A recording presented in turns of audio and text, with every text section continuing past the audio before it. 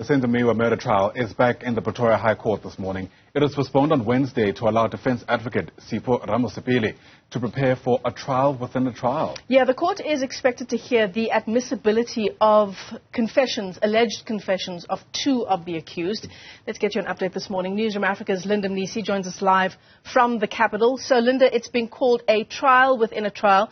Pretty explosive things being said about how these so-called confessions were elicited in the first place.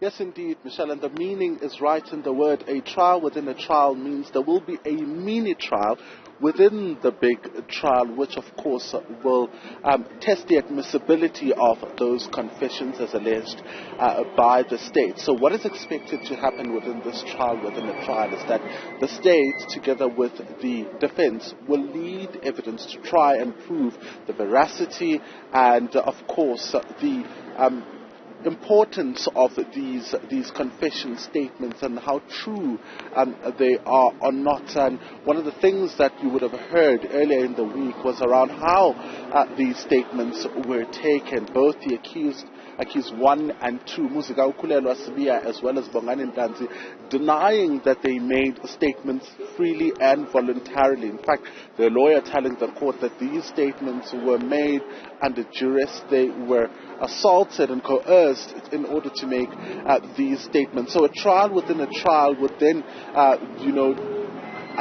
define whether or not these statements are admissible as evidence to the court. So we're expecting explosive revelations because the allegation here, you'd recall previously there were reports that Bongani Ntanzi made those confession statements as well as Muzika Ukulelwa Sibiya. So we'll hear exactly what the conditions are and whether or not the judge will want to hear them. This is a crucial point because it really speaks to whether or not the accused made those confession statements. You'd also recall that they pleaded not guilty before. So what does that mean really for these confession statements if the judge rules that they are indeed admissible? Michelle? And Linda, how much of the evidence that we heard in court this week, and we called that evidence explosive as well, insofar as DNA linking the suspect to that hat that was found on the scene, how much of that will play into what's unfolding today?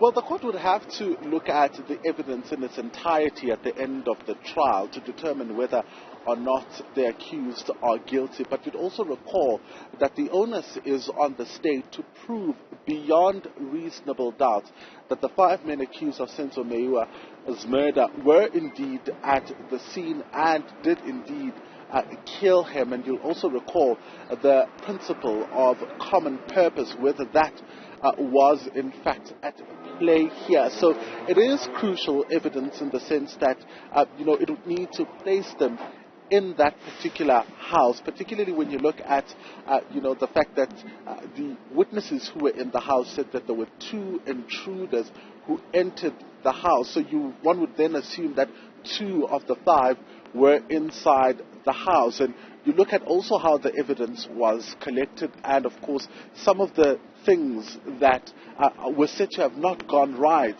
those were also revealed during cross-examination of the police officers who attended to the scene, the swabs that were taken, and ultimately the analysis of the DNA, which ultimately does not definitively place them inside the house. If you remember Captain Masetra's testimony earlier this week, he said all regions would have to have the full DNA of the accused persons. Some of the accused are picked up in some of the DNAs, but it does not fill all the regions, which then leads the analyst to say he cannot conclude that they were part of that evidence. It cannot include them as part of that evidence. Quite crucial, of course, and one way to see what the state will then do going forward, because you recall they have not rested their cases yet.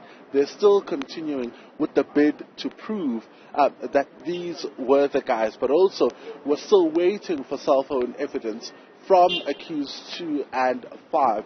You recall that evidence had been put on ice pending the Section 205s that the defense said they were not furnished with. A Section 205 essentially is an order that a prosecutor would get in order to compel a service provider of a network or whatever institution to provide the details or information regarding electronic mediums. So those will be quite crucial as well. But at this very moment, all eyes will be on these confession statements. What will be interesting, Michelle, is whether or not they'll be admitted and what is contained in those confession statements and why those are important. It's whether it's because the judge would also have to look at whether or not they corroborate the state's evidence, and the state would not bring them if it did not believe that they corroborate the evidence that they already have. So one then waits to see what the outcomes of this trial within a trial and what form it will take. Yeah, absolutely. Plenty of moving parts, Linda. Thanks very much indeed for that update. And of course, you'll give us up to speed as the case proceeds.